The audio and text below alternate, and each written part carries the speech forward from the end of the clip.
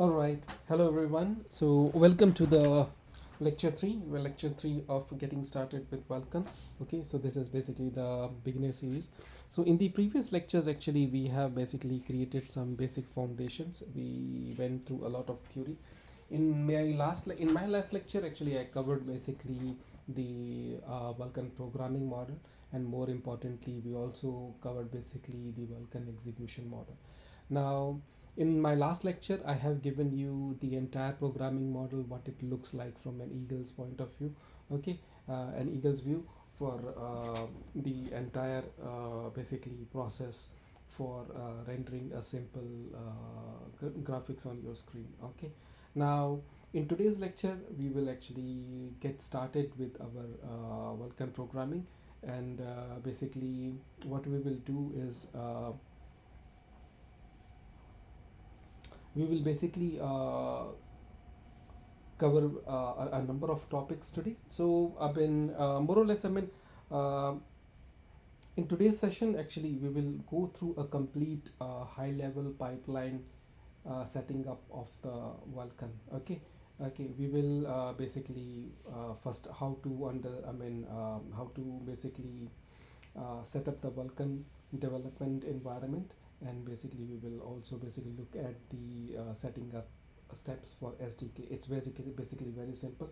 I've already provided you in my previous lectures the basically the setup instructions, and also basically provided you a handy script. Okay, so and we will also basically create a very simple program using CMake. So basically to create a very basic skeleton of our programming structure that we wanted to carry out. I will basically cover it in detail, but after that actually we will create our Vulkan instance. So this is where actually we will do our hands dirty with Vulkan. So we will create a very basic small program that actually creates the Vulkan instance. So Vulkan instance, it basically helps you to talk to your basically underlying Vulkan driver. Okay, and gives you basically the capabilities of Vulkan APIs. Okay, now the next thing that actually we will cover is, once we have created the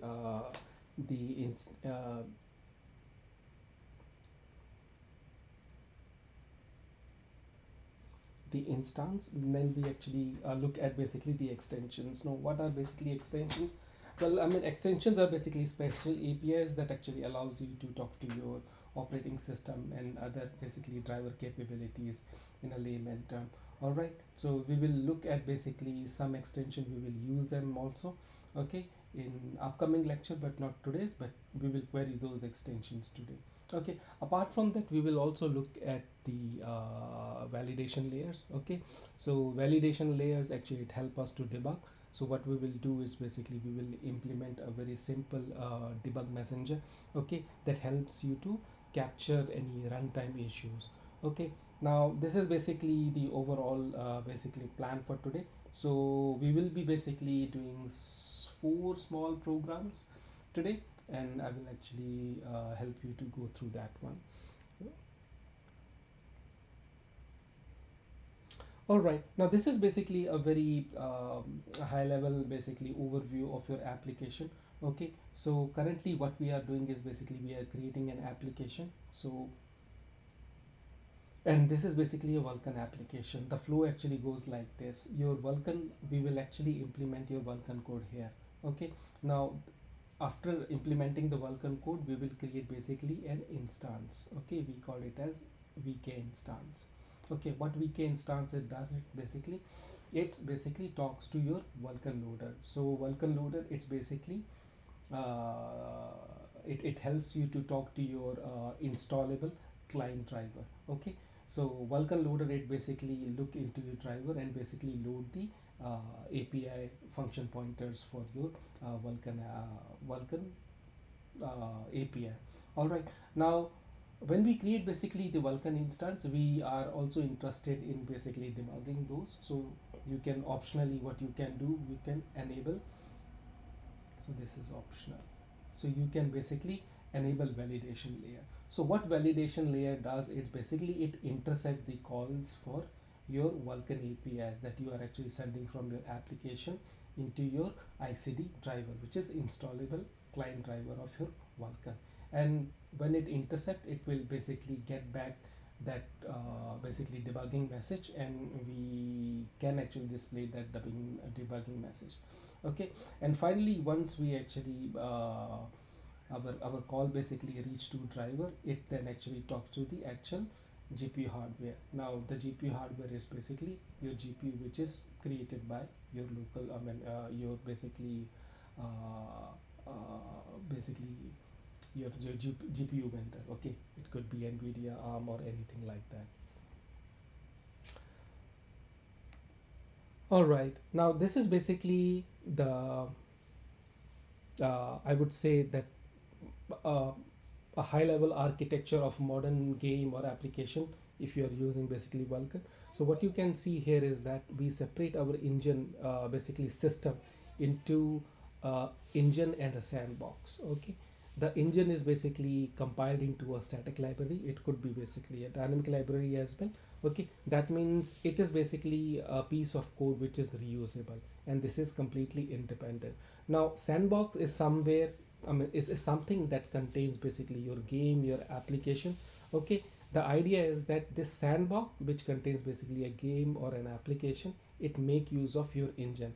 What how it makes use of your engine, it can basically directly link as a static library or basically as a dynamic library. Now inside our engine, which is basically this part here, we actually introduce the here we introduce the Vulkan. Okay, so your VK code actually exists here.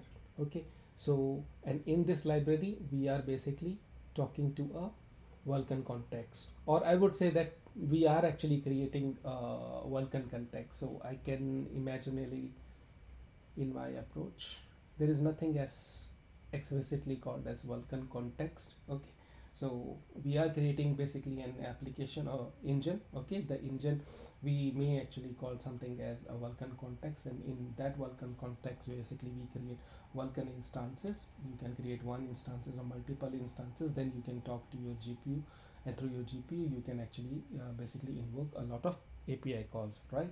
Now finally, your Vulkan context, it basically acts like a bridge between your engine and Vulkan. Now below this context we have basically our device, which is basically the GPU.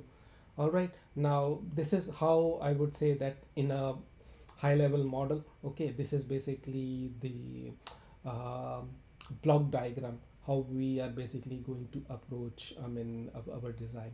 All right,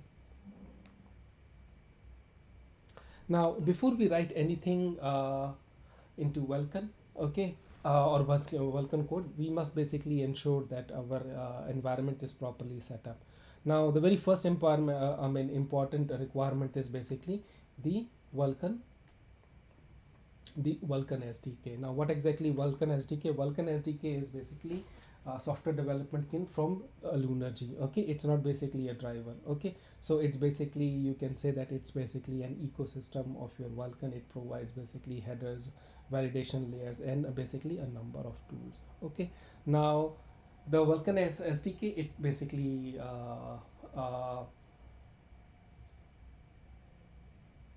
it includes basically maybe I can cover those things later, but for now I think you just I mean uh, just understand basically some basic functionalities, that it contains basically some headers, it contains some libraries, it contains some validation tools, software, something like that. All right, now if the Vulkan SDK after installing it is not working, maybe actually your GPU driver needs to be basically updated. Now your GPU driver depends upon the GPU driver. It could be basically an Intel integrated driver or Nvidia AMD discrete driver. So you can just go to your vendor's basically site and update your drivers. But we don't need to basically update the drivers. Okay, mostly Vulkan, it's pretty much stable, so most of the time it basically works. I mean, I never went into a state where it's basically the GPU drivers, I mean it doesn't work for me. Okay, but if you are actually working in an environment where you are working with multiple API, I have basically went into a states where my driver basically it crashed. Okay, and I need to reinstall it to make it work again. All right, now in your case, I think most of the time, I think you don't need to update it. So all you need is basically Vulkan SDK. Okay, apart from that, actually, we also need basically some kind of basically building tools. So we need basically CMake, we need basically C++20, or we will use basically C++20, and we will make use of GLFW. Okay, for now, I mean, once you have basically installed your Vulkan SDK, now how you can install the Vulkan SDK. So let me actually try to jump into that. Okay, so now this is basically the LunarG site. Okay, so it gives you basically the Vulkan SDK. So you can actually go to SDK, and it basically gives you Windows, Linux, and basically any other operating system drivers. Okay, so you can actually, not the drivers but the SDK, you can actually click that and you can install that. So Vulkan SDK is basically like I mentioned, it's basically a software development kit. It's a complete toolkit that actually offered by the LunarG, okay, to help the developers build applications using your Vulkan API. Now uh, like I mentioned, that Vulkan SDK actually it includes basically a set of libraries. Okay, so these are basically essential libraries for linking your application for I mean to Vulkan API. So basically, we called it as the header is called vulkan.h or vulkan.hpp. Okay, but the basic implementation Vulkan that was written into C, so it's vulkan.h always. Vulkan.hpp is basically a CPP version of CPP version of it. So for our implementation, we are simply using vulkan.h in our case. Now, apart from that, it has basically validation to I mean validation layers and tools. So one of the tools that is very important once you basically install the Vulkan SDK is that go to the command line and basically type Vulkan info. Okay, so what is the command? It's basically Vulkan info summary. So I can actually, so this is basically my command line. So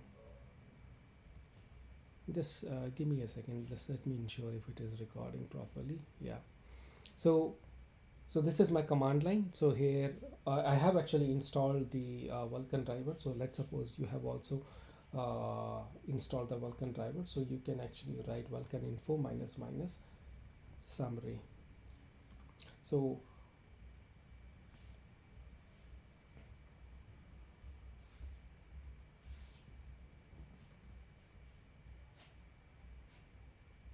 okay, CLS. So I will just again launch this command. Okay, so once you actually do this, what you will see, it gives you basically a lot of information. Okay, it basically helps you to understand what extensions are available. So these are basically, right now we have not wrote any program, but if you are actually using this executable, it actually indicates you what instances are basically available on this one. So we are interested in VH, VK, KH surface. Okay, it helps you to basically display your basically images onto the display window. Okay, now apart from that, actually we are also interested in layers. Now what are layers? Layers are basically special debugging capability. Okay, so you can actually interested in any kind of layer, you can use that. Okay, I will cover this one. Apart from that, it basically also I mean advertise how many devices that you have. So you have basically two devices. So in my case, currently I do have two devices. Okay, one GPU is basically NVIDIA, the another one is basically an integrated Intel graphics. Okay, now this is what you have. once you have basically properly installed your SDK. Now this is the part that actually I have just now covered, so I'll just skip it. Okay, now this is basically again some slides for installation of Linux and Mac OS. You can follow these instructions. All right, so now let's start with very first program. So I'll clear this one, and maybe I can.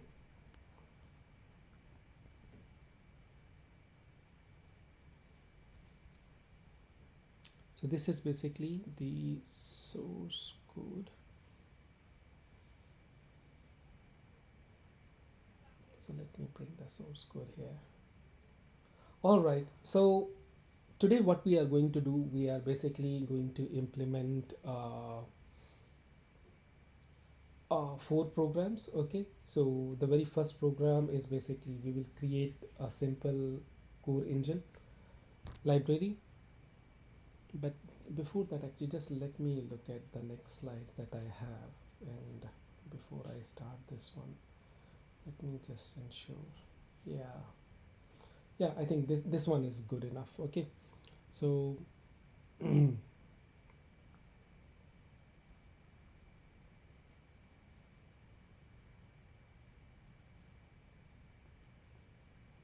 all right, so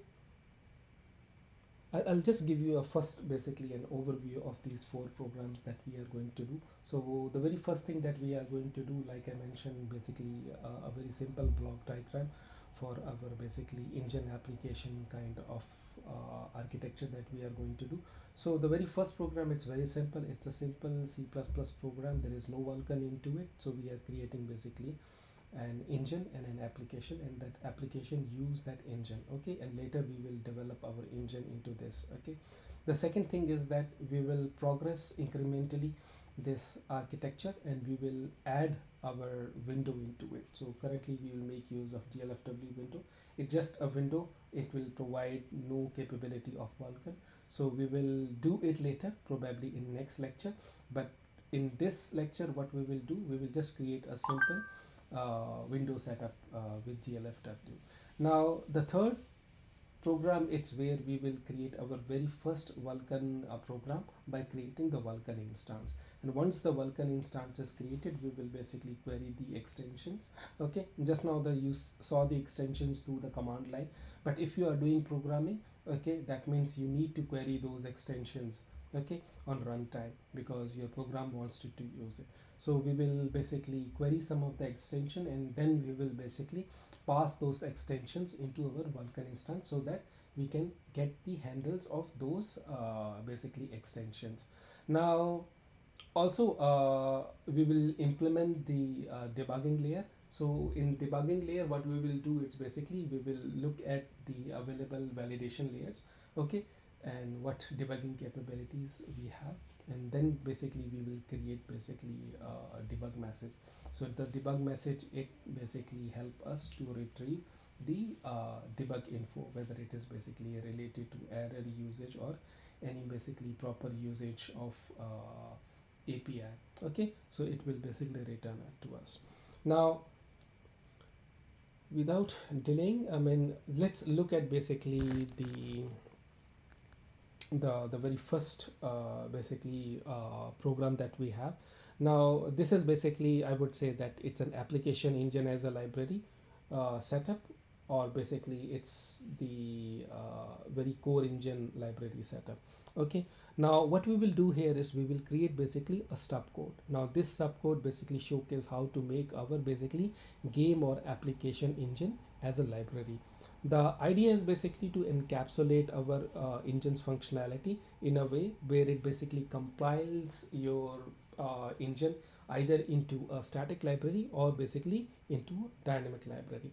Then later your game or basically your application can link to this library and use basically the engine APIs. All right, so we will abstract our Vulkan into this engine, and our engine basically it's wrapped around as basically a static or a dynamic library, and we will talk to this one. Okay, now if you look at basically the project structure is very simple. So I do have basically two folders, which is engine and basically a sandbox.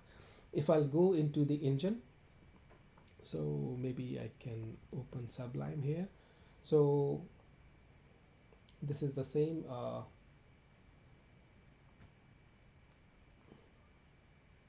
All right. So this is basically the engine part.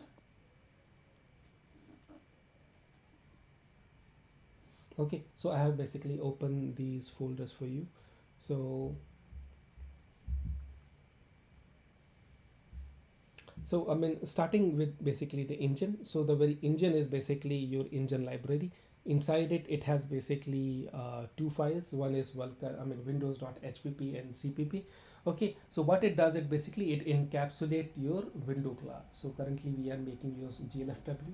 Okay, but we can directly use GLFW. Okay, we don't need a Windows. But later when I will actually explain that basically GLFW integration, then actually I'll help you to understand why we are creating Windows. Now it's more towards basically encapsulation and scalability, and I will cover that later. Okay, so it's very important.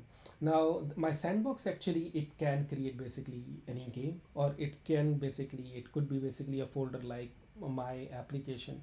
Okay, and currently I have basically one simple mock game. Okay, it's a very simple game class. Okay, if you look at the game class, it's basically having one constructor. It takes basically the name of your game and width and height, and basically it has basically three states: init, run and exit. Okay, and then it has basically a window pointer. Okay, so that basically points to the display window that we have.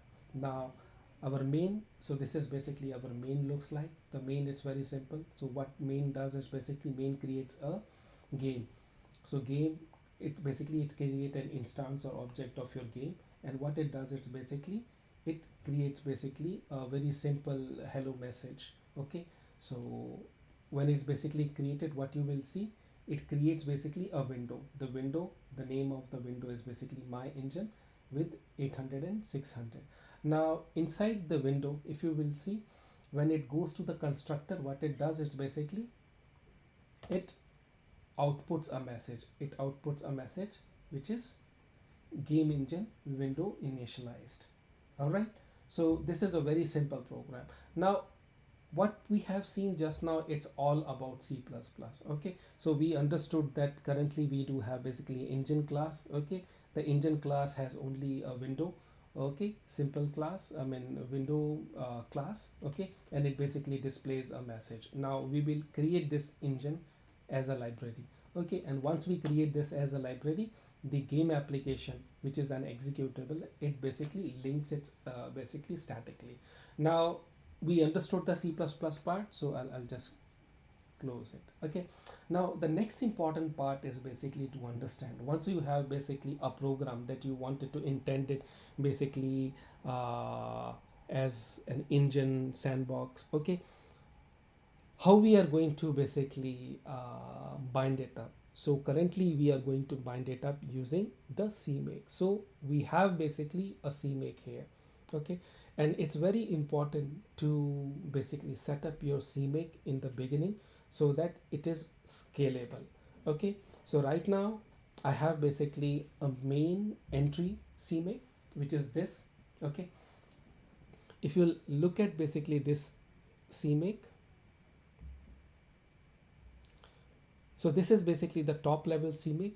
What it defines, it basically defines the project settings. Okay, it basically includes your engine, and it basically includes your sandbox directory, so which is this particular line.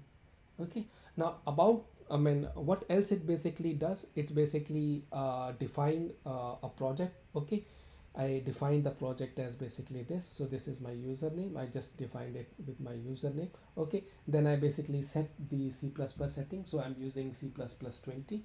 Okay, then basically I have module path. So what exactly is CMake module path? Now what CMake module path does is basically it provides you a path. So like an environment variable, you add basically path, right? So in path, your compiler basically looks for all the directories which are coming into the path itself. Similar to this one, when you work with CMake, okay, CMake also need basically the uh, the path where exactly the CMake files are basically located. Give me a second. All right. So where the CMake files are located. So in current basically example, you can say it says basically CMake current list. That means it's the current directory, and in the current directory we have something called a CMake. And if we'll go and look into this, it has basically something called CMake. Okay. Now it has basically some CMake file, and I basically named it with .cmake. Okay, you can understand this. I will just help you to understand it at a higher level. Okay, but let's look at how does it work. Okay, then what it does, it basically gives you the path, then it basically adds the subdirectory, which is basically the engine and basically the sandbox. But in the sandbox as well, before doing that, what we do, it's basically we include some function. Okay, what this function is basically, it function is basically build test. So what exactly this function does, let's look at here. So this function, what it does, it basically it creates basically a CMake application for your sandbox. Okay, so any setup basically application name that you will give, it will create a CMake. So it's like basically a function. So it is basically defined as a basically macro. Now what is happening here, I will show you the example in the working of this in the next example. But just now you have seen basically I have basically a main level entry, which is basically a CMake. Now this CMake is basically calling build test. The build test is basically defined into CMake folder, and for CMake folder we have to define this line so that it can basically get the definition of this macro, or basically in terms of layman terms, it's basically a function in CMake. Now the interesting part is that this is how you should basically implement the CMake. Okay, so at the very top level you have to just do a very minimal thing. Whatever you look at basically in the current folder, that you have to do. You don't have to write a lot of things. Then you go into basically your engine, and in engine what I did is basically I defined the engine as basically a static library. So how I defined, it's basically a static library using the add library. Okay, so this entire code, what it does, it's basically goes to the graphics folder, okay, which is basically inside this one graphics folder. It basically grab all the CPP and all the HPP, and all those files then I basically add into a library. Okay, so this makes my code very handy. So I don't need to define every single file. So all I need to do, just now I created one Windows HPP and CPP. I can create new files and I can just simply do CMake command on it, and it will automatically include those files into this engine. Okay, and what I name my engine as, I name my engine as my engine. Okay, so finally I have basically some include directories into my CMake. Okay, so I believe you understand these CMake, but in case if you don't understand this CMake, first if you don't have a CMake, you have to go to this particular CMake and you can install. Okay, alternatively I have basically some setup of CMake. Okay, so what I have basically some installation scripts that actually quickly install CMake. You can use that. Similarly for your Vulkan as well, I do have basically some setup. Okay, So usually I work on multiple systems, so whenever I have to install it, I install it very quickly. Okay, so this is how actually I'll basically handle the things. Okay, apart from that, if you wanted to learn CMake, so there is basically learn CMake. You can actually go and basically you can dwell into this CMake. So this is basically a good resource. You can see basically how the C++ source they are defined, and it basically it's a tutorial, plus it is also basically creates docs. Okay, so the docs they are look like this. So I'm actually hosting it on basically GitHub IO. All right, so you can also do that, but this is an important resource. So CMake is important, okay, if you wanted to create scalable code. Okay, now coming back to this one, so this is all what you require to do the CMake for engine. Now once you have done the CMake for engine, let's understand the CMake for your uh, sandbox. So this is your sandbox. In this sandbox I have CMake, and if you look at this CMake, this is very minimal code, and what exactly it is doing, what it's doing, it's basically looking for each directory in this sandbox, and it's basically setting up that example. So currently my example name is my game. So what it does is basically it sends my name. Okay, and then what this setup example it does, if you remember, we have basically this build test. All right, where the build test was coming from, here. Okay, and inside this build test CMake, I have defined basically a macro called setup example. Now setup example comes with an application name, and what is the name currently I sent? I sent as a my game. Okay, so what this does is basically it creates another project. Okay, and this project is basically an executable. So the working of this is exactly same as the library, so there is not very extraordinary, I mean basically very fascinating code, I would say. Okay, so what it does, it's basically it creates basically a executable. So this is basically an executable, and then this executable, once we create it, we link this executable with our game engine. Okay, so this is basically the game engine name. Okay, so where exactly the game engine name it's coming from? It's coming from here. Okay, game engine name. All right, so this is what we have right now as a CMake. Now this would actually help you to understand how the CMake is currently working, and it's a very minimal code, but this is an important scalable code. Okay, so let's see, I mean, how to build this code. So it's very simple. So the very first thing that you need to do, you need to go to this cd 0.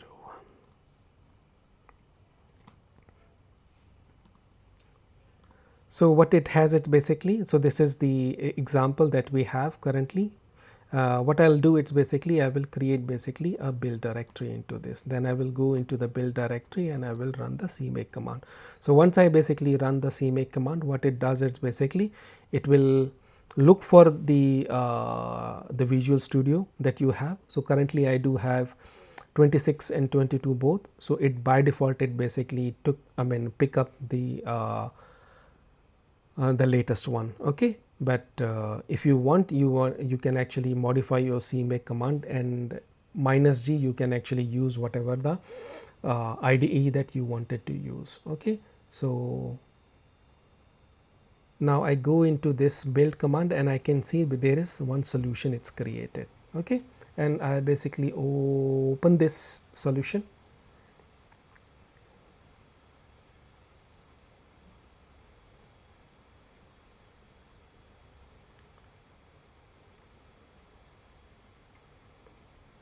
All right. Okay, so this solution is basically open. Now you can see that I do have a my game and I do have basically my engine. So my engine is basically a very simple program that has basically a simple window class. Okay, nothing fascinating. I have only one constructor. The one constructor, it basically simply do stdc out. It just says game engine window is initialized. There is no actually in a window, so it's just a simple stub code. Okay, and we create it as basically a library. So I would say that this is a minimal program how you can create a library. Okay, in my current program actually I'm using it as a static library. Okay, depending upon your needs you can actually make it dynamic as well. Now look at the my game. So in my game I do have basically a very simple game.cpp and hpp. What it does, it's basically it creates a constructor, and in the constructor it calls basically the window class. Okay, and in the window class we give basically the dimensions and name of, and in the main what we will do, we'll create basically an instance of a game. Okay, so let's build this program. Oh. So yeah, the game is building. So just give me a second, let me just check the recording if it is in progress. All right, it's all good. Yeah, actually I'm working with two systems, so when you program and present there are many windows, so sometimes it's very confusing.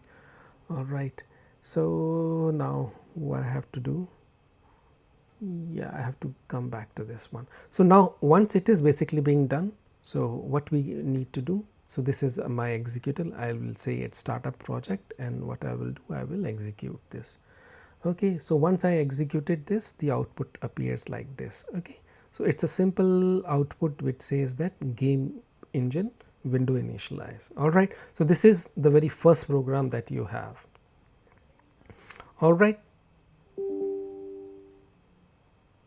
now once we have basically configured this game engine with CMake, the next thing that actually we are going to do is we are basically going to set up our GLF window, okay, which is basically our next program. Now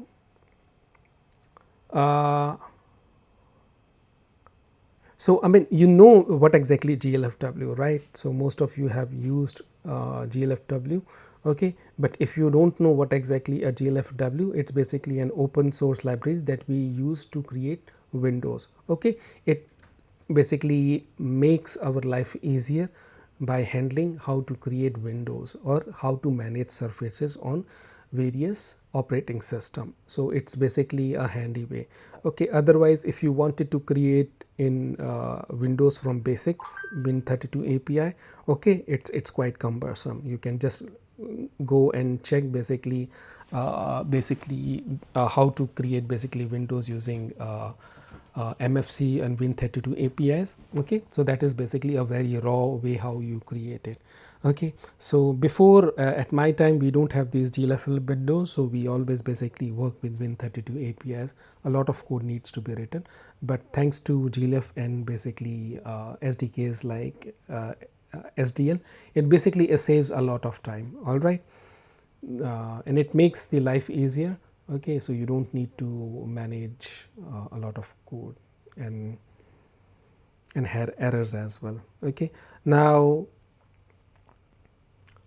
so GLFW, it's basically a lightweight, it is basically an easy to integrate library. Okay, it works basically for Windows, Mac and Linux. Okay, so currently for our program we are basically going to use GLFW.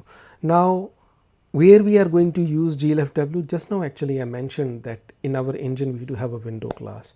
So we are going to write our GLFW into our stub window class. Okay, so we will ensure that GLFW code is loosely coupled with engine.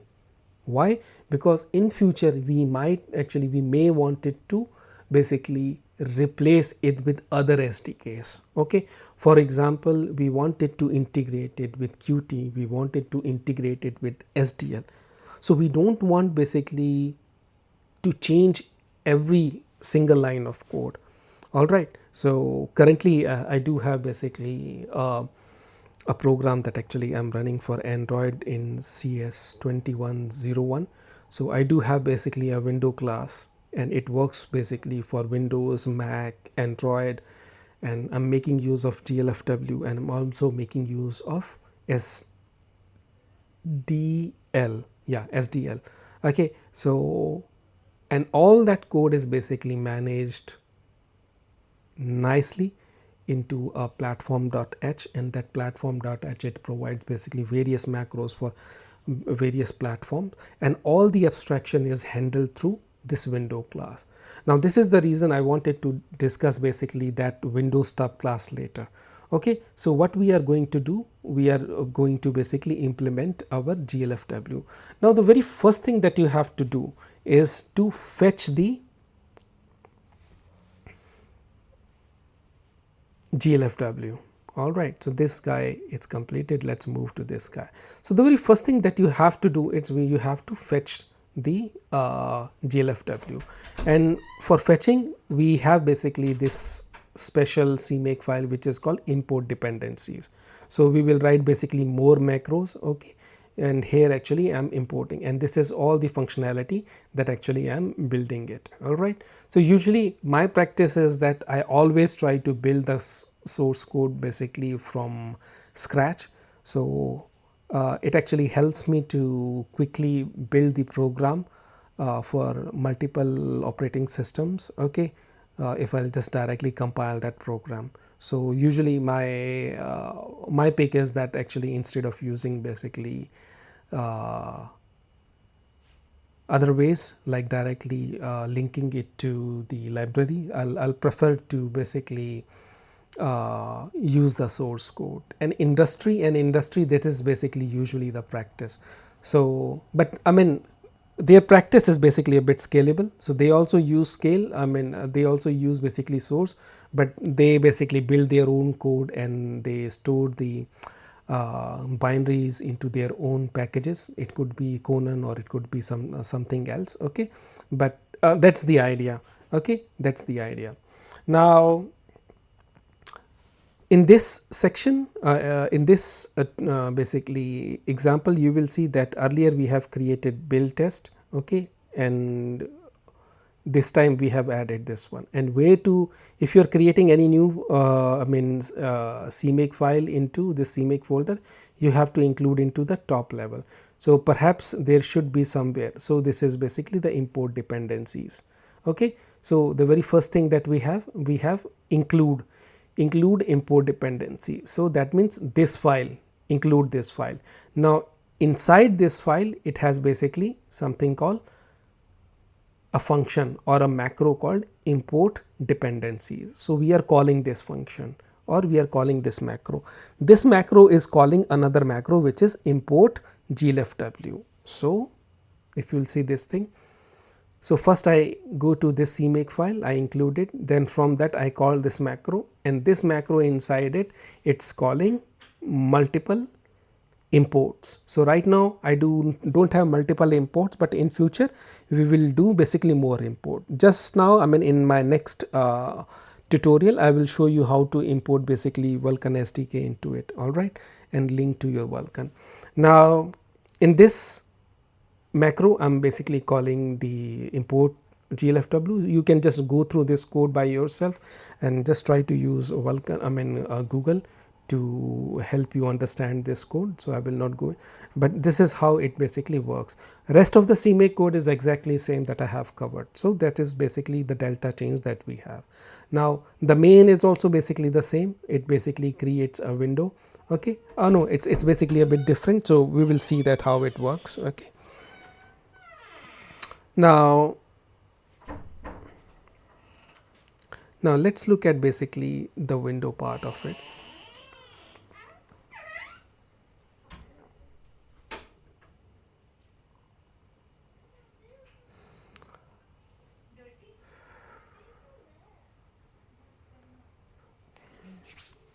So inside, maybe actually I'll compile this code and directly we will look at the code into the editor itself. So okay, so cd dot cd02, okay, cls dir. Okay, so cmake, okay, make directory build cmake dot. Okay, so what we are doing here is that we are creating a build folder and we are saying cmake that do everything inside this build folder. So later it will create basically all the project and solution files into this build folder. So this is a very clean way. What is cmake? So cmake is basically the command. The dot dot tells that the main entry file is basically one level up, which is basically at the same level where, so that means at the, so the cmake, so dir, so, dir, so this is basically the main level, the main entry cmake list that we are actually talking about. All right, so once this one is basically created, I go to build folder. I'll just open this one. All right, okay, let me show you quickly one important thing. Okay, just now I have a sandbox, right? I'm creating a GLFW code here. Okay, so I created a copy of this one.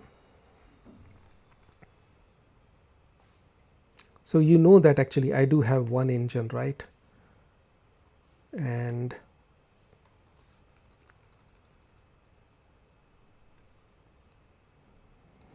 now let's suppose I do have one engine and this is basically one application, this is a game and this is another application. Okay, so they have their own code.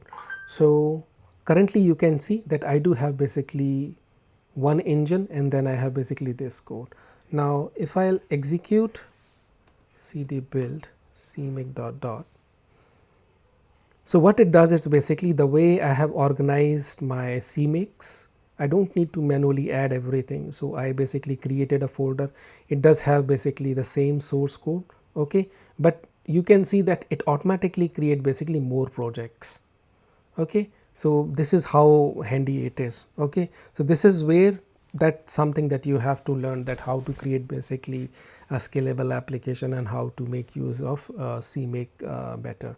All right, so now what I will do, it's basically I will build this solution. Okay, now before I build this solution, let me just look at basically the header files. Now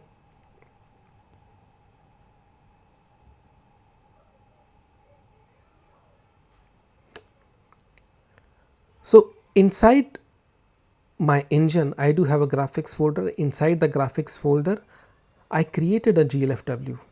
Okay, so I'm not writing exactly everything into my window. Okay, but my window class is working as an abstraction. This is my window.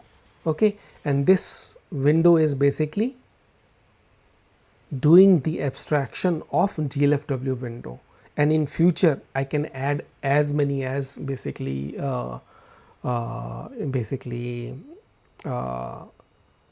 SDKs into it, whether it's Qt, SDL or something like that. But for nicely encapsulating, I basically created a GLFW folder and I write basically a custom class into it. It is called GLFW window. Okay, so my all GLFW code actually exists into this file. Okay, so what this does is basically, okay, so we have basically created a header file named glfw window.hpp. Now this basically declares a glfw window class. Okay, now this class is basically acts as basically handle for window management using our glfw library. Now if you look at this class, you will find basically there are important functions like should close, poll event, width, height, okay, was window resize, something like that. Okay, now this class basically defines our window class. It serves it as basically a very high level abstraction for managing a window in a game or basically in a application. So it totally relies on glfw library. Okay, and what I want is basically if you are basically writing your code, your glfw code must not leak out of this class. Okay, this is how you have to do nice abstraction. Okay, so in future if you wanted to basically stop the support of GLFW, or you wanted to basically enhance it. So this is the two files where you have to do it, and you don't need to juggle with a lot of code. Okay, so otherwise, if you will see, if you have GLFW, you can just create any header, include the header into your C++ code for GL or Vulkan, and you can directly use, but that's not how we wanted to approach. All right.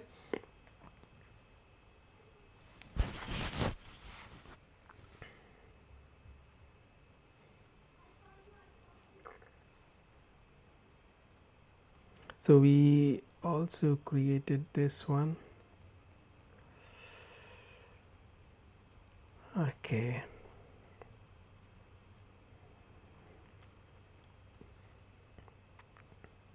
Okay, I think it's fine. So, I mean, let's look at basically some utility functions. Okay. So, I mean, this window class actually provide basically several utility functions. So, for example, you have basically a function called should close. Okay. So, it basically checks if the window should close. Okay. Then you have basically a function for poll events. Then you have basically a function for retrieving windows dimension as width and height. Okay. And it also have basically some flags for resizing and basically resetting. Okay, but all these are basically GLF related functionality that we have encapsulated. Now this functionality is basically, you can later go through this code, but what you will see that I have basically created a high level window class, and in this high level window class I have basically included GLFW.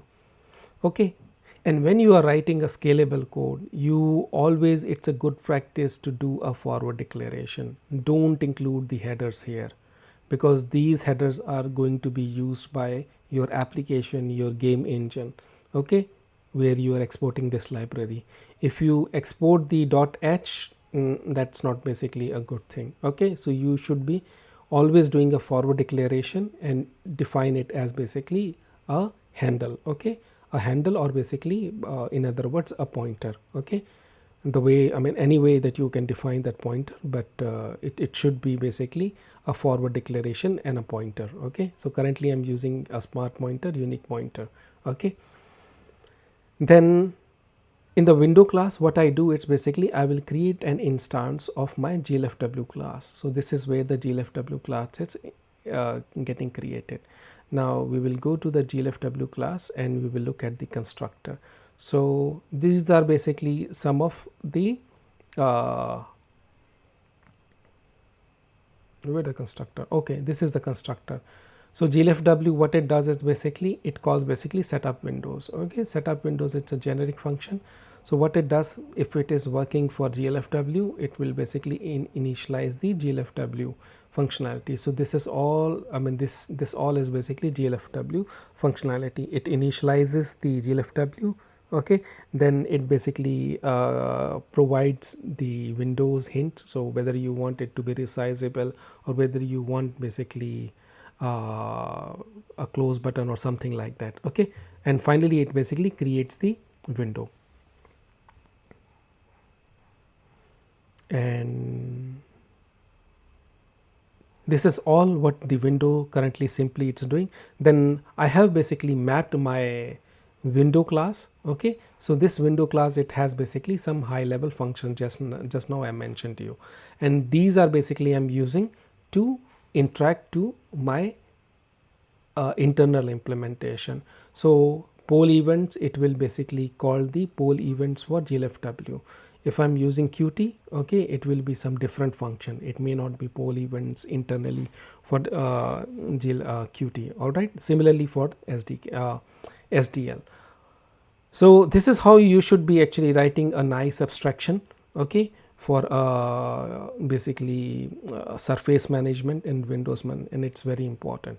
Now finally, if you'll see your sandbox, in my sandbox what I have, it's basically I have basically a simple application, so which is called 2GLF window, and I have only one simple file. It is basically a main file.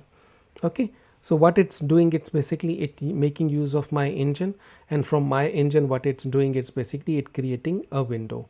Okay, I'll create basically provide the same parameters like I did, and then it basically starts basically running into a loop. Okay, and later what we will do, we will add basically our renderer here. Okay, so this is a very simple application how a window application and a window loop is created. Now once it is being done, what I can do, it's basically I can just go and launch it. Now here you can see this is how basically it launches. So it is called, now let's go to the another. So this is 3, so I called it my engine window 3. So this is the another, so we set it up as startup and we will launch it. So this is, so now you can see the title is basically changed to this one. Okay, so this is how basically you can create multiple projects. Okay, so you have one engine and you have basically multiple applications. All right, so this one it's also covered. Now let's move to the interesting part where we are basically getting started with Vulkan. So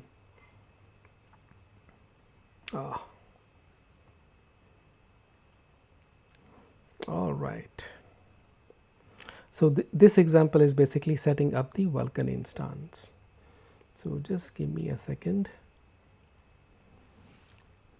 CLS cd dot cd dot cd 03 KDI build. All right, so this is building. Now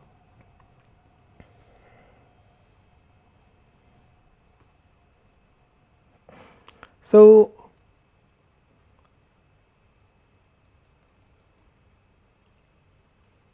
okay, so now we actually come to one of the most critical parts of our Vulkan, where we are going to create basically a Vulkan instance.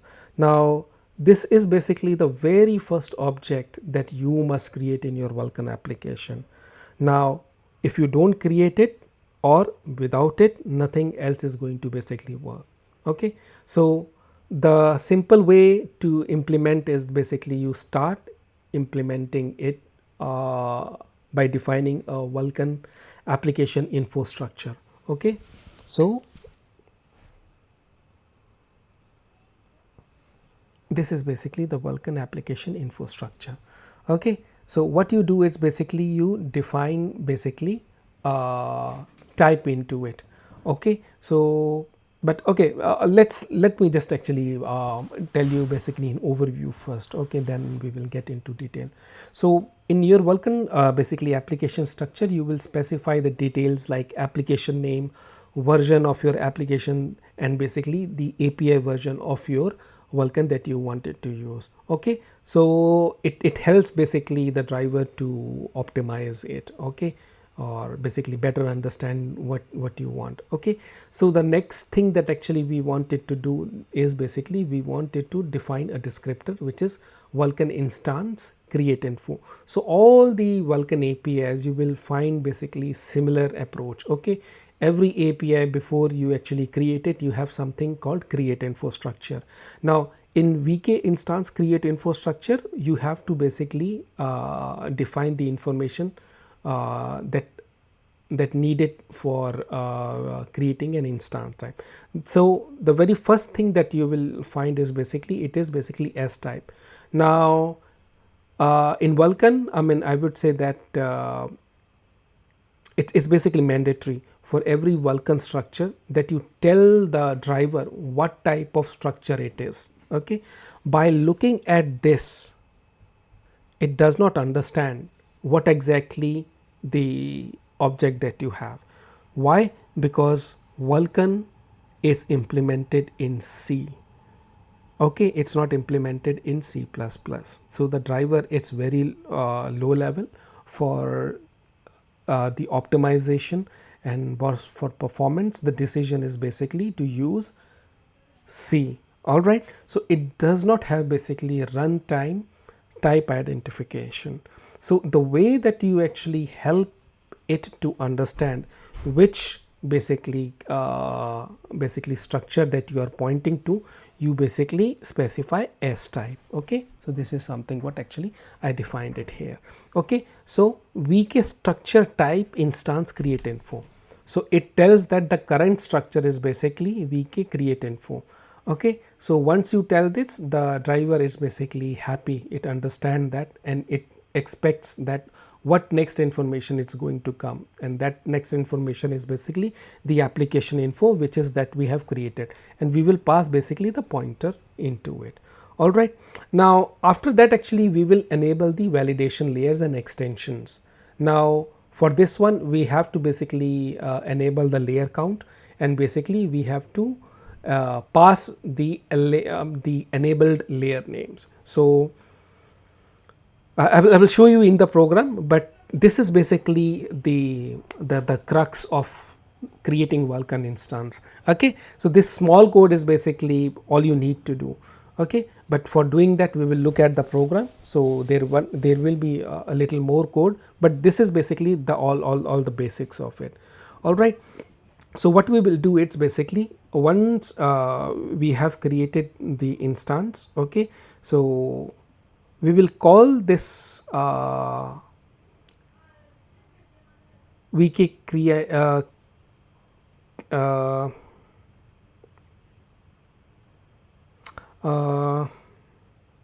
I need to check the program. I think we need to call the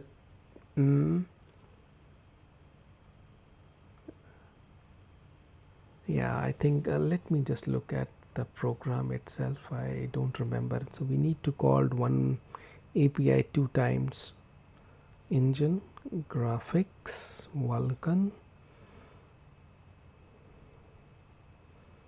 device create instance.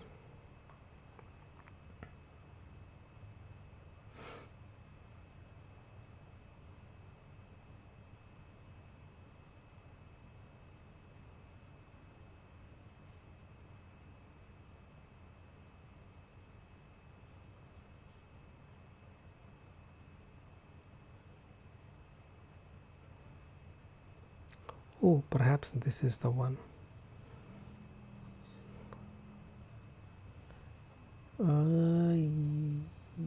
Yes.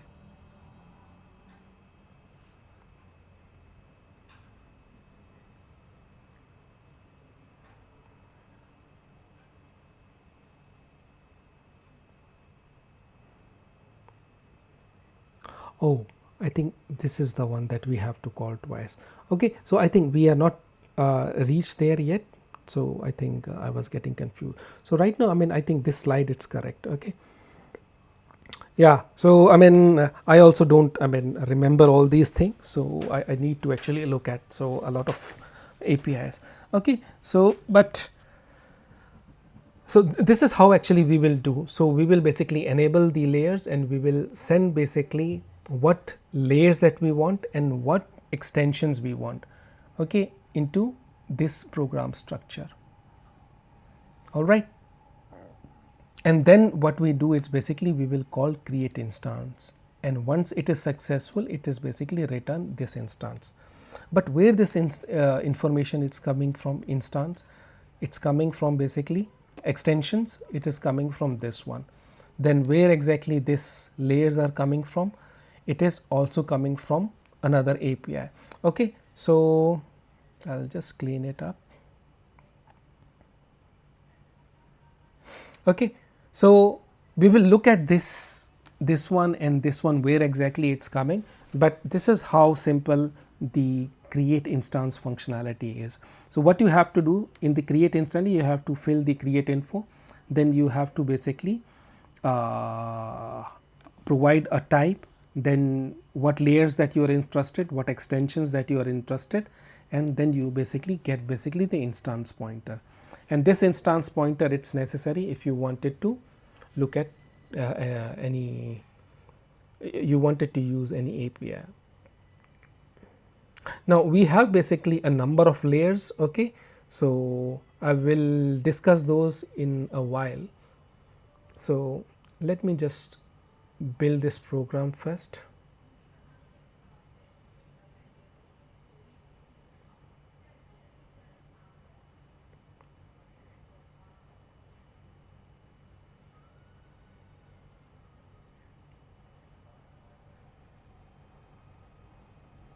Okay.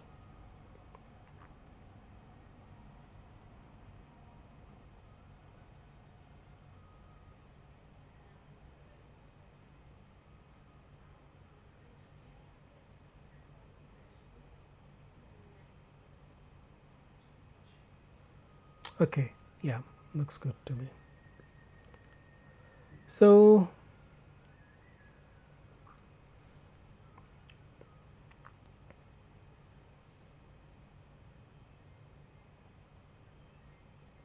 all right, so in my engine, okay, basically we are interfacing our Vulkan uh, through Vulkan context. Okay, so the Vulkan context, it serves as basically a foundation for integrating our Vulkan capabilities into our existing game engine. So in other words, I mean, I would say that I can say that it is acting like a bridge between your game engine and your underlying Vulkan API, and we have already seen that into the block diagram. Okay, and I also mentioned you that the Vulkan context is our own basically custom class here. Okay, now the purpose of this class is basically to abstract away the complexity of Vulkan initialization. Okay, so what we are actually trying to do with the context class, so Vulkan is verbose, so we don't want it to write every single line of code into Vulkan context. So we wanted to create them into classes. Okay, and we wanted to basically use those class objects and functions sorry, to abstract that. So so your Vulkan context, it's working like a context, basically an abstraction layer here. All right, so for example, it abstract away basically the complexity of Vulkan initialization, configuration, then other management, surface management. Okay, and it helps you to directly interact with Vulkan without tightly being coupled. All right, so this ensures that your code is basically always loosely coupled. All right, so if we will look at basically the Vulkan context,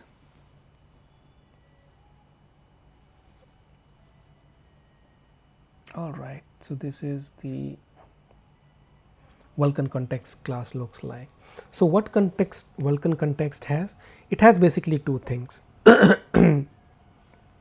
So earlier you noticed that we were actually creating the windows from our application side, right? Right now we are managing that window from this context. When your Vulkan its context is created, we also basically create the windows with it. Okay, so that is how actually I'm managing my engine or my application engine. Okay, the next thing that actually I did is basically I created basically a device class. A device class is basically a high level class where I do have basically certain utility functions. Okay, and it also basically helped me to basically create physical and logical devices.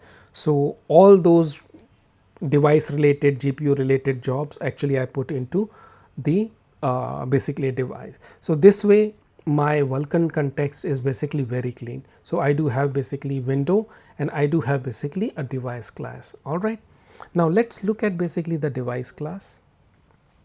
Now the device class basically takes a window pointer into it.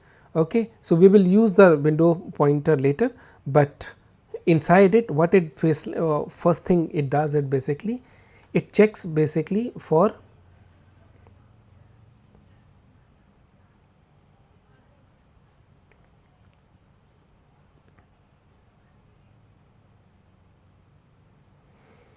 so the very first thing it does before creating the Vulkan instance, So just now actually in the slide we have seen that when you create the Vulkan instance, it need basically the list of extensions and the list of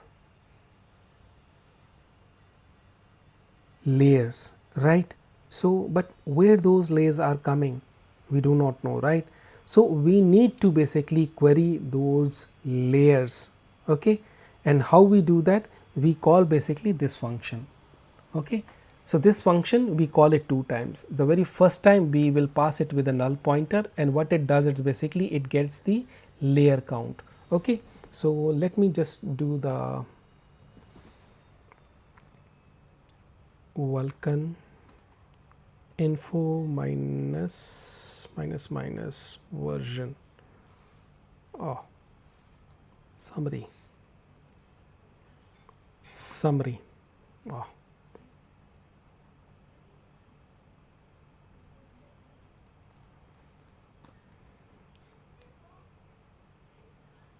All right, so this is the output of the Vulkan info, and in this one if you will see that I do have basically a number of layers.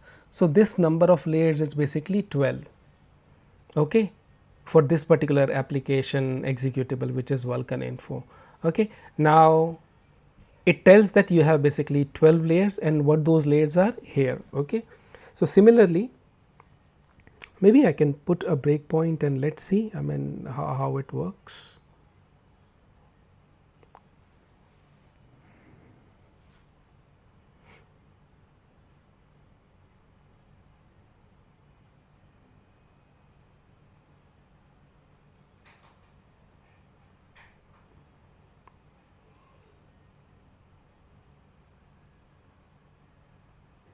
So one thing meanwhile, actually it's compiling, one thing that I forget to tell you, that for Vulkan we have, I mean since we are working with Vulkan, we need to import Vulkan as well, right? So how to integrate the Vulkan SDK? So this is how we do that. So you remember in the last program we have created the import dependencies. So in this one what we are going to do, we are basically going to do the find Vulkan. So I wrote basically another macro. What it does, it's basically it make use of basically CMake, and I wrote basically a simple macro. So what it does, it's basically it finds basically the include. So it looks into the path and it looks where exactly the SDK is, and once it is basically found, it basically indicates that Vulkan SDK is found. Now if I'll go back to this one, so I can actually show you when I have compiled CMake, it may have actually found the Vulkan. Okay, see when I run the CMake here, it basically output, it says found Vulkan, and where my Vulkan, it's C SDK, this it's the default part, okay, where actually I installed it, okay, and it's basically using 1.4 version. All right, and where exactly this coming from, this information is coming from this message. All right, so this is how we actually did. So what I did, I already basically wrote the import dependencies, okay, and in import dependencies I defined basically a new macro, and I'm already calling the import dependencies here in the main CMake, okay. So in this import dependencies I call basically find Vulkan macro, okay. All right, so this one is compiled, so let's make this as startup, okay. So I think, let me check, I mean yeah, I think it's already a lot of time, so maybe actually we will just cover the Vulkan instance creation for today, and I will cover basically the next in next lecture how to create the debugging layers. All right, so once this is basically being done, so the very first thing that we need to do, it's before creating the Vulkan instance, we have to find the Vulkan layers, right? So let's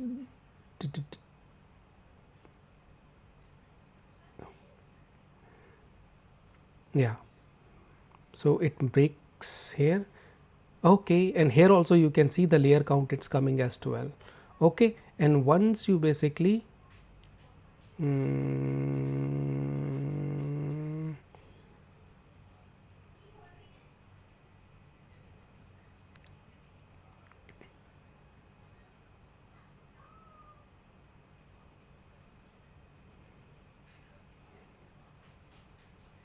so I can just continue.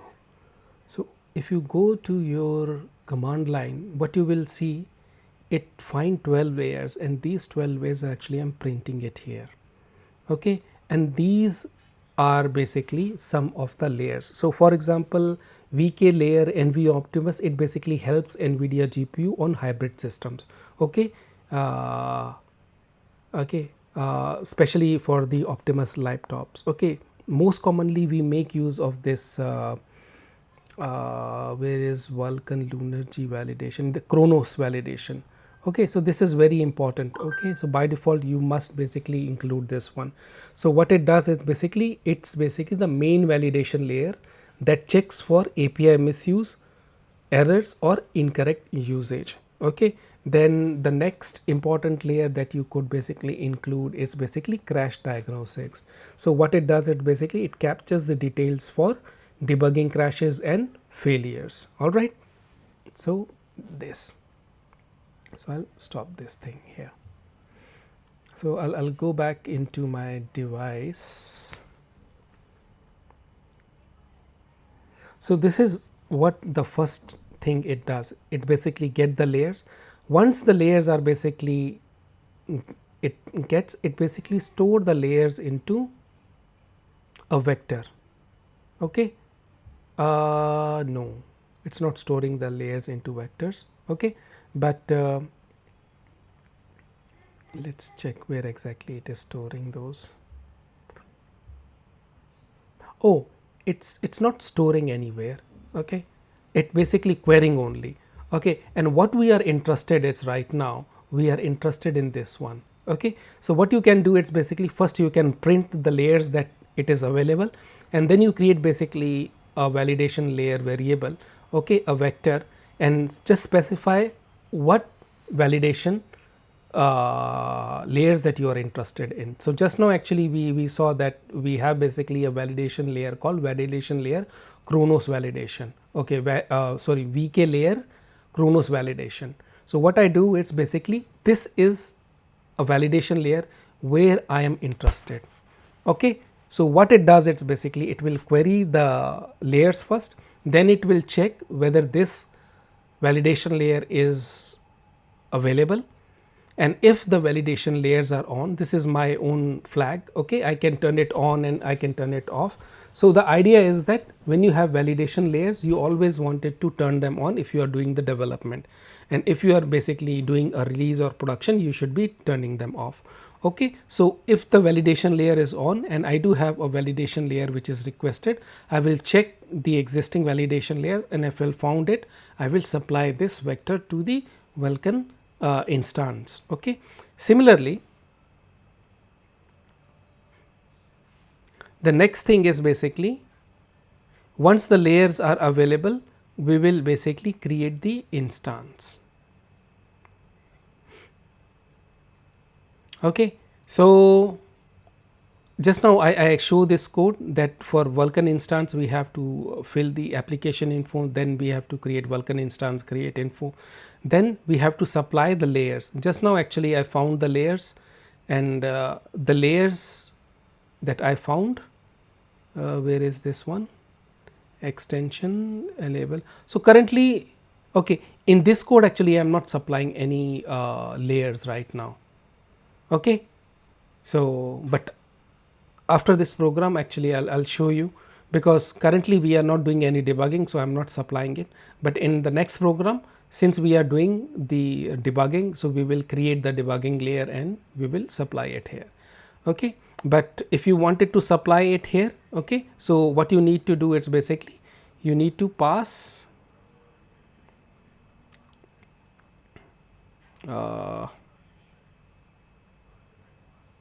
header. So what we will do, we will pass this vector here. and then we will pass vector dot size here, vector dot size of this one, and then this vector here, layers enable. Similarly, how to get the extensions? So this is basically a code where we are basically getting the extensions. Okay, so you can also basically print the extensions, and we do have basically a code for printing those as well.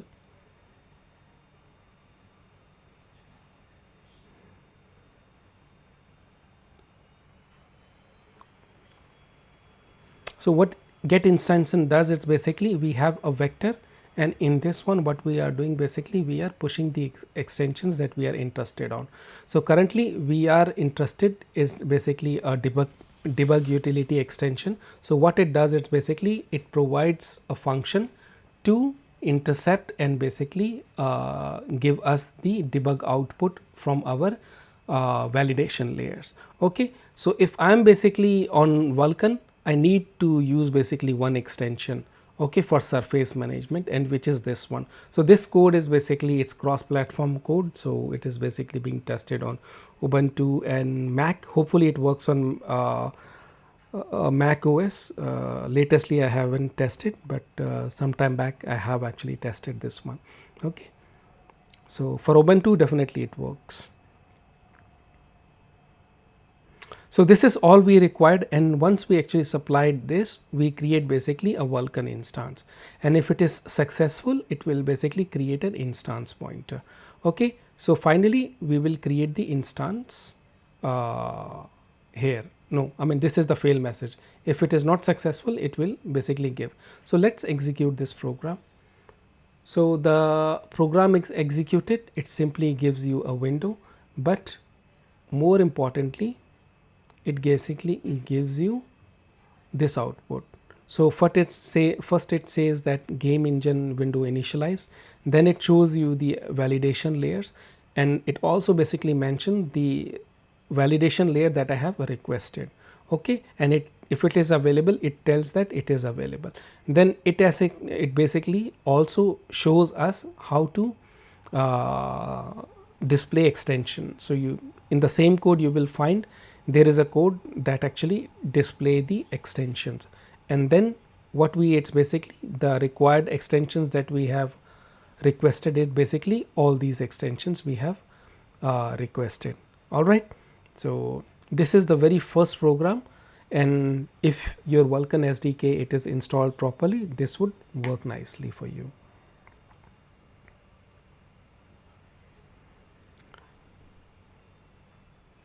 All right, so I think this is something what actually I have covered already.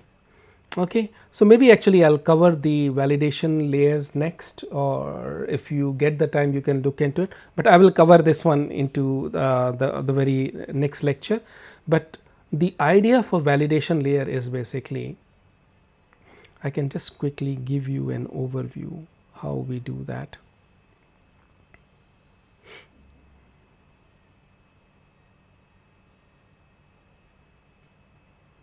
So into the device itself, I have basically a function called enable debugging capabilities. So if you go here, what it does, it's basically it do some code. You right now you don't need to understand this code, I will help you to understand. But what is actually it's doing, basically it's creating a capability where we can basically flag errors, basically then validation messages, any information message that we wanted to display using a debug message callback, and I'm supplying the debug message callback into this one. So this is basically a custom function. What it does, it's basically it hacks the layer, and if it founds, basically it's basically a message that gives basically some info, some error, or basically some warning. Okay, it get that basically debugging message. Okay, and once it gets the debugging message, we will use this function to display it. All right, so you can see that this is basically how it's basically trying to display it. So it says validation layer message start, then it pastes the validation layer message, and then it ends. So let me quickly show you one demo for it. Okay, so I have basically a program So I will cover the debugging later, but let me just quickly show you this.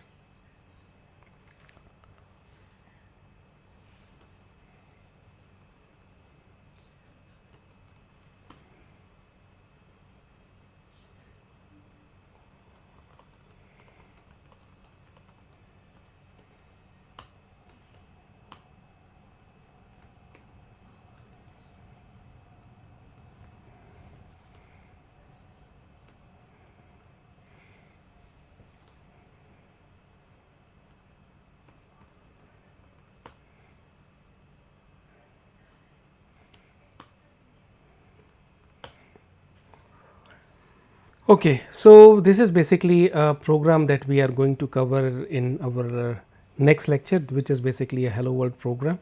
So it may actually take two lectures at least, okay, to cover this one, but right now we are using it to see how the validation layer works, and it is actually important because what I'm actually wanted to show you how it differs from OpenGL, okay, and it's very important, and such kind of functionality you don't see it, okay. In OpenGL, if you have basically an incorrect usage, I mean it will just so I mean this is basically a healthy program, okay, it works good. It basically a hello world program. It just try to show you a triangle or square on your basically screen, okay, and let's see what it shows.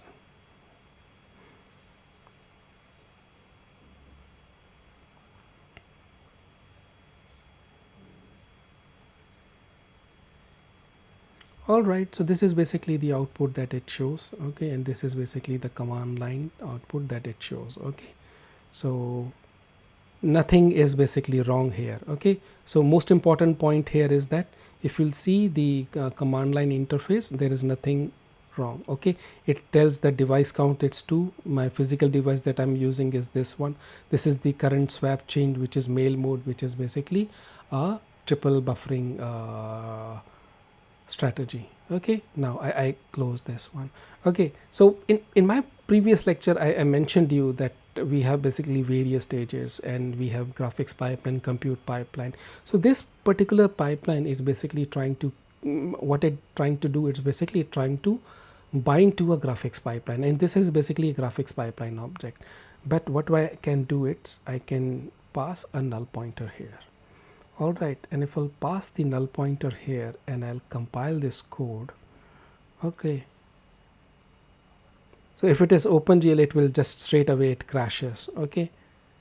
It will give you basically 5 OpenGL messages, and then it's your job to do the gymnastics and find the errors, okay.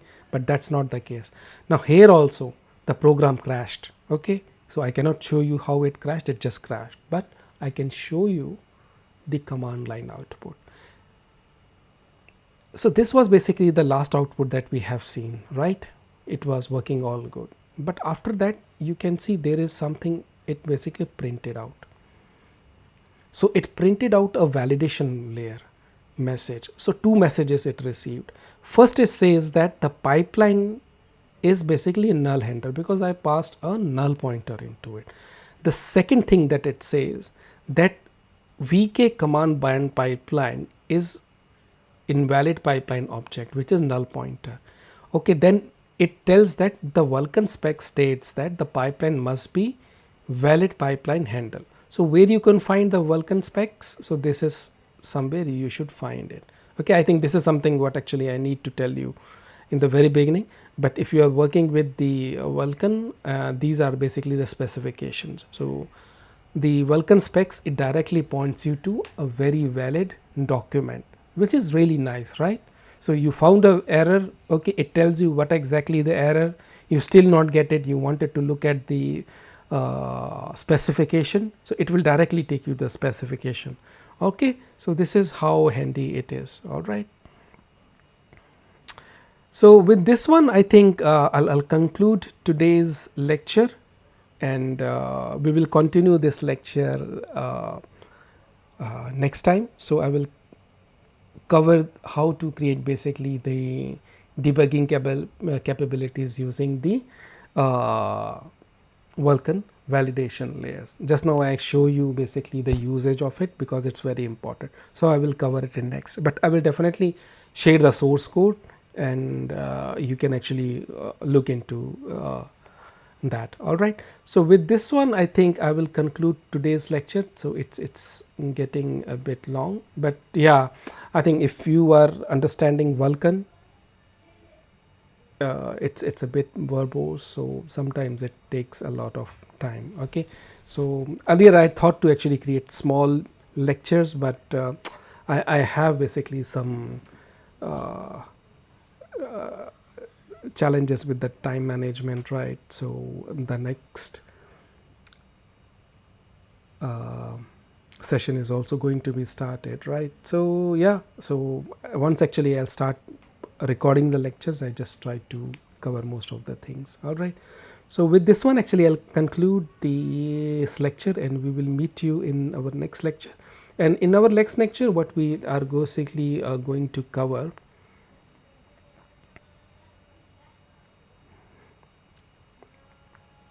so this is what we are going to cover. Just now actually I show a hello world. All right, so it's not basically hello triangle, but it's a hello square. Okay, so we are basically going to cover it into 7 steps. So I have actually upgraded the program, so it's basically 4, but it's not 4, it's basically 7 steps. So the idea is basically we will deal with physical devices. So we will look at the physical devices, then we will get the logical devices, we will create basically a swap chain, we will work with the color buffers, then we will create the command buffers, we will deal with the render pass frame buffer, and finally we will render it onto the screen. So we will discuss this entire thing in next 1 or 2 lectures. All right, so with this one I think I'll conclude it, this part. All right, thank you very much.